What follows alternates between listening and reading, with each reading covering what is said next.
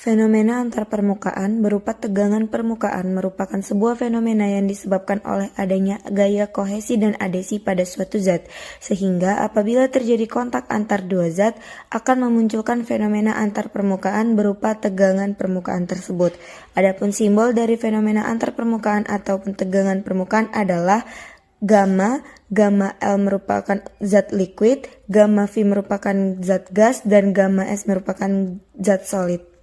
Adapun gaya yang mempengaruhi tegangan permukaan atau tegangan antarmuka adalah gaya kohesi dan adesi. Kohesi merupakan gaya tarik-menarik molekul yang sejenis dan menyebabkan molekul berbeda jenis tidak dapat melekat dikarenakan gaya tarik-menarik molekul sejenisnya yang lebih kuat. Adesi merupakan gaya tarik-menarik molekul berbeda jenis yang menyebabkan permukaan antar molekul dapat menempel. Faktor yang dapat mempengaruhi gaya kohesi dan adesi adalah kerapatan dan jarak molekul. Apabila kerapatan dan jarak molekul semakin tinggi, maka akan semakin tinggi pula gaya kohesi yang terjadi. Gaya kohesi zat padat lebih besar daripada gaya kohesi zat cair dan lebih besar daripada gaya kohesi zat gas. Tegangan permukaan dan tegangan antarmuka memiliki sedikit perbedaan. Tegangan permukaan yaitu suatu gaya dalam dyne yang bekerja sepanjang 1 cm pada permukaan zat cair, sedangkan tegangan antarmuka yaitu suatu gaya persatuan panjang pada antarmuka dua fase cair yang tidak bercampur. Pada zat cair, molekul terluar berikatan dengan erat ke arah dalam dengan sesama jenisnya dikarenakan memiliki gaya kohesi yang lebih kuat daripada gaya adesi. Gaya tarik-menarik tersebut memunculkan kontraksi permukaan yang mengakibatkan bentuk atau tampilan permukaannya menjadi cekung. Berikut merupakan rumus dari tegangan permukaan. Gamma sama dengan F per D atau gamma sama dengan F per 2L. Baik, selanjutnya adalah energi bebas permukaan, di mana kerja yang harus dilakukan untuk memperbesar permukaan dengan satu satuan luas. Di mana artinya, semakin luas permukaan molekul meningkat, maka energi suatu molekul akan meningkat. Kemudian, energi bebas permukaan itu sebanding dengan permukaan bebas. Rumus energi bebas permukaan adalah dW sama dengan tegangan permukaan dikali 2L dikali ds, di mana dW adalah perubahan usaha, L adalah panjang, dan ds adalah perubahan jarak.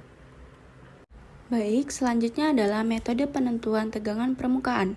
Yang pertama, menggunakan pipa kapiler, di mana mencelupkan pipa kapiler ke dalam suatu cairan dan terdapat cairan yang naik ke atas pipa kapiler. Cairan yang naik akan berbeda setiap jenis cairannya. Hal tersebut menandakan bahwa setiap cairan memiliki tegangan permukaan yang berbeda.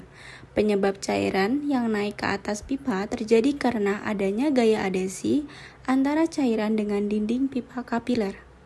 Berikut adalah rumus untuk mencari tegangan permukaan saat menggunakan pipa kapiler. Tegangan permukaan sama dengan setengah dikali R dikali massa jenis cairan dikali G, di mana R adalah jari-jari pipa kapiler dan G adalah gaya gravitasi. Kemudian terdapat metode tensiometer Dunoy, di mana gaya yang digunakan untuk melepaskan cincin platina iridium yang dicelupkan pada permukaan cairan akan sebanding dengan tegangan permukaan cairan tersebut. Kemudian terdapat rumus untuk mencari tegangan permukaan dengan metode tensiometer Dunoy.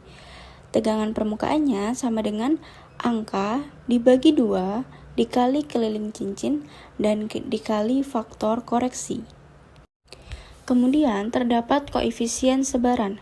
Kemungkinan yang terjadi saat zat dituangkan ke atas permukaan zat cair akan menghasilkan dua kemungkinan. Yang pertama, zat tersebut akan menyebar. Artinya, gaya adesi lebih besar daripada gaya kohesi. Yang kedua, zat tersebut tidak menyebar. Artinya, gaya kohesinya lebih kecil daripada gaya kohesi. Adesi adalah energi untuk memutus tarik-tarik-menarik antara molekul berbeda. Dan kohesi adalah energi untuk memisahkan molekul cairan yang menyebar. Berikut adalah rumus mencari koefisien sebaran, di mana tegangan permukaan cairan di bawah dikurangkan dengan tegangan permukaan cairan di bawah dan ditambah dengan tegangan permukaan kedua cairan. Kemudian terdapat rumus untuk mencari kerja adesi. Contoh, Jika ada air dan asam oleat tercampur, untuk mencari kerja adesi dengan rumus WA sama dengan tegangan permukaan asam oleat ditambah tegangan permukaan air dikurang dengan tegangan permukaan air dengan asam oleat. Kemudian, ada rumus untuk mencari kerja kohesi. Contohnya, ketercampuran asam oleat dengan asam oleat. Adsorpsi pada antar permukaan cairan. Adsorpsi merupakan penempelan di permukaan. Ada molekul yang bisa berada di antara antar muka air dan gas karena memiliki gugus hidrofilik dan lipofilik.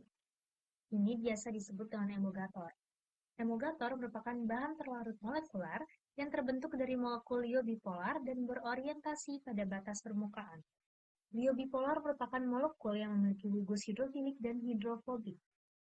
Untuk senyawa yang bisa berada di permukaan, itu adalah surfaktan, kemudian koloid hidrofilik, dan partikel padat terbagi halus.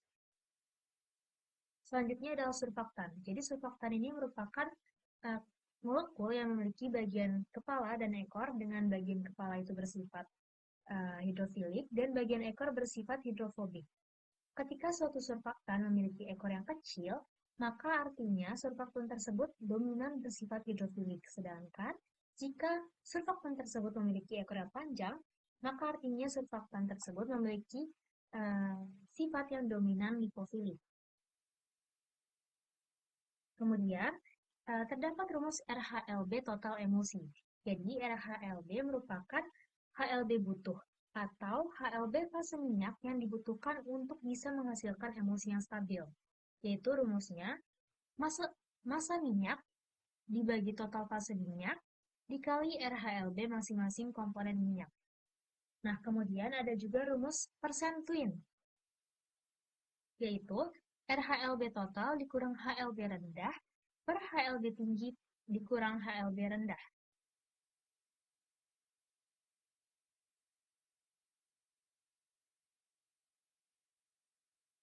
Nah, kemudian klasifikasi sifat emulgator, yaitu yang pertama anion aktif. Semakin besar atom C, maka kemampuan emulsinya akan semakin baik. Nah, anionik ini bermuatan negatif. Contohnya itu ada sabun alkali dan amonium yang menghasilkan emulgator minyak dalam air, kemudian sabun logam alkali tanah yang menghasilkan emulgator air dalam minyak, dan juga gom arab yang terlarut dalam air membentuk koloid. Yang kedua, kation aktif. Kation aktif ini bermuatan positif dan merupakan surfaktan kuat tetapi bukan pembersih. Contohnya adalah desinfektan. Nah, untuk contohnya bisa dilihat pada layar. Itu N positif itu merupakan bagian kepalanya dan C6H33 itu adalah bagian ekornya.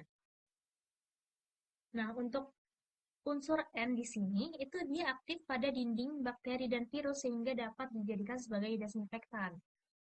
Namun, jarang sekali digunakan pada manusia karena juga bisa berinteraksi pada dinding manusia. Kemudian yang ketiga adalah non-ionik. Jadi non-ionik ini yang pertama, alkohol lemak tinggi rantai lurus yang hanya berperan sebagai stabilisator atau sebagai surfaktan rendah. Kemudian yang kedua, alkohol lemak tinggi rantai cabang. Dan yang ketiga, alkohol stearin atau kolesterol. Kemudian ada juga yang pertama, ester parsial asam lemak dari alkohol bervalensi banyak, parsial ester asam lemak dari sorbitan, kemudian ester asam lemak polietilen glikol sorbitan, yang keempat ester asam lemak polietilen glikol, dan yang kelima ester alkohol lemak polietilen glikol. Nah, untuk yang ester parsial asam lemak dari alkohol bervalensi banyak, ini emulgatornya akan meningkat bekerjanya jika yang pertama esterifikasi berlangsung dengan alkohol bervalensi banyak, misalnya pada gliserol. Kemudian ada satu gugus OH yang teresterkan dengan asam lemak tak jenuh dan jumlah atom C-nya bertambah banyak. Untuk contohnya dapat dilihat di layar. Selanjutnya yang keempat, amfoter. Jadi amfoter ini merupakan sifat emulgator yang memiliki gugus muatan positif dan negatif. Seperti contohnya itu adalah fosfolipid, gelatin, dan albumin. Nah, untuk bagian kepala atau bagian hidrofil itu dapat dikenali dengan adanya SO4Na, COOK, SO3Na, dan untuk bagian ekor dapat dikenali dengan adanya CH negatif, CH2 negatif, CH3, dan CF3. Bagian ekornya bersifat lipofil. Yang kelima adalah emulgator kompleks. Emulgator kompleks ini merupakan emulgator yang terdiri dari campuran emulgator minyak dalam air serta air dalam minyak. Kemudian berperan dalam menurunkan tegangan antar permukaan dan bekerja lebih kuat daripada individunya. Selain itu, emulgator kompleks ini juga lebih mudah dalam menghasilkan emulsi dan lebih stabil. Untuk contohnya itu adalah setil stearil alkohol, yaitu air dalam minyak, yang ditambahkan dengan kremofor minyak dalam air.